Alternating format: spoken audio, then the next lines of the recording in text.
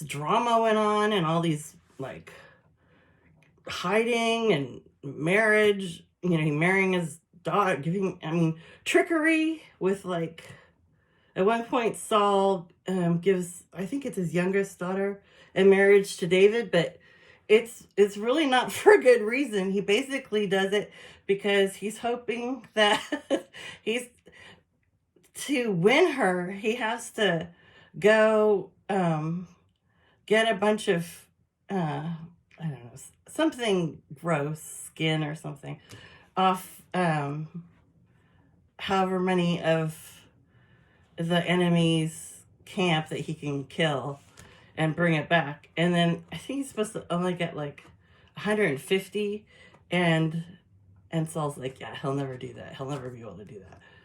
And so he's not gonna win her, so it'll make him humiliated. But he comes back with like 200, and so that totally gets blown up. And there's just a whole bunch of like twists and turns like that. And basically it all comes around to, I guess, really envy and the fact that they're both anointed by God.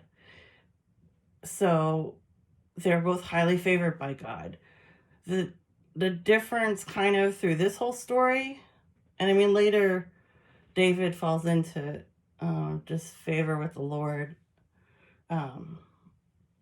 over the incident with Bathsheba and her husband. But at this point, and they eventually that's resolved and David's put back in favor. But the Saul story is not like that.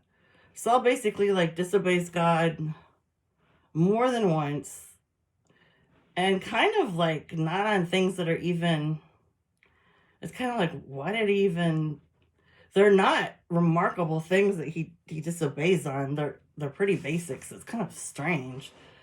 They're almost like impulsive things he does, and then he sort of covers up or lies about what he did. But unlike David, he never apologizes, and he never really tries to improve his character and make up for what he'd done. He kind of just gets this sort of doomed persona about him, because the Lord's basically like, you're not going to be able to hear me, like, or I'm not going to like be able to talk to you, and we won't have a direct line of communication, but I will let you finish out your time